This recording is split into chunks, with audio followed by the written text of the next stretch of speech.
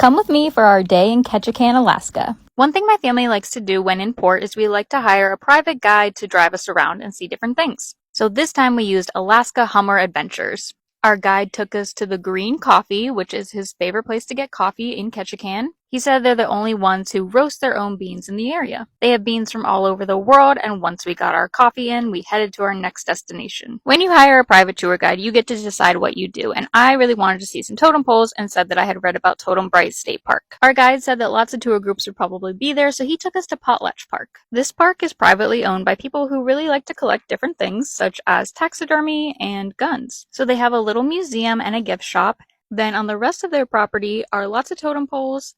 And in this building is a totem pole that's horizontal, and you can't often see them laying this way, so it's a pretty unique perspective. One thing to know about totem poles is they are made of wood, so they don't last forever. So pretty much any totem pole you see is not going to be original. This one is carved by the lady who was in the picture, and she is of native descent. These are the tools that she used to carve this whole totem pole. Our guide also took us to this park because, as you can see, it was raining a lot, and this park has some places that are indoors, whereas Totem Bright does not. This building is a recreation of a clan hut, so some things that would not have actually been in a real clan building would be the doors, and I'll show you how the door actually looked in a little bit. But this would be where they had a fire to cook food and keep them warm, and then the totems in the corner would often be either the same totems or diagonally would be the same, so they would have two different totem poles. But 4 poles in there. On this wall is showing art of a mother and child, and then next to these doors are wolves or coyotes.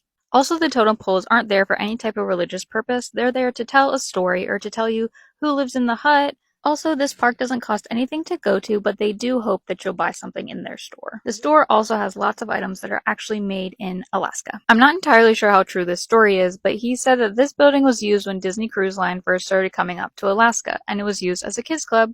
Then the cruise line commissioned these dragon-type pieces to be put here. Now these are pretty clearly not native-looking pieces, and they were decorated by kids at the kids club. Also at the time we were there, it was low tide, and the tide fluctuates quite a bit. So later at high tide, the water would be up to these logs. Walking some more in the park, you see some more totem poles, and then this building. So I mentioned earlier I would show you what an entrance actually looked like to a clan hut, and this is what it looks like. You see this little hole right here? That's where they would get into the hut. And the reasons for that would be to keep out intruders, such as animals or even other tribes. Here is a canoe they would have used, although again, probably not original.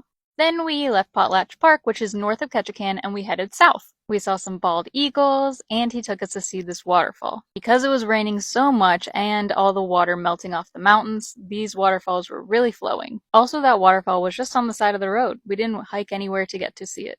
Here is a juvenile bald eagle, and then here's an adult bald eagle. Our guide took us to a shop and a restaurant where we had a view of our ship in port. This port can fit 4 ships, and we were the second one in port.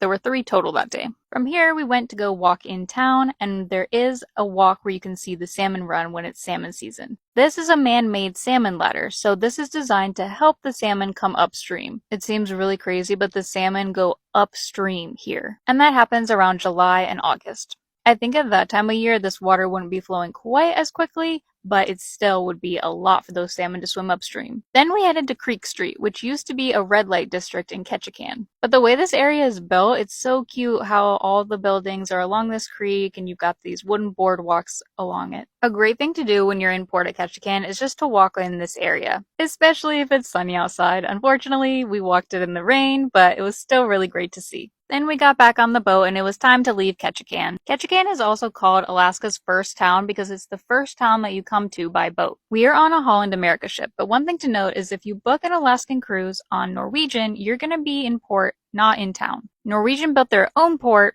outside of town and you would have to take a bus to get to town. So we continued to say goodbye to Ketchikan as we sailed away. It's such a small town and it's really cute. One thing they do have to worry about here, though, is landslides. This is an area where there was a landslide sometime last year, I believe, and there were 2 houses that were destroyed in it. So for me, it's really crazy to think people live here, even though that could happen. But hey, I live in an area where there are hurricanes, so I'm sure they think I'm crazy for living there. Also, the town of Ketchikan triples in size when ships come to port. On the day we were there were 3 ships in port downtown, and the 1 ship in the Norwegian port. So there were 4 ships total. It didn't seem that crowded, but who knows how many people were just hiding inside during all the rain. We had a great time in Ketchikan and can't wait for our next port.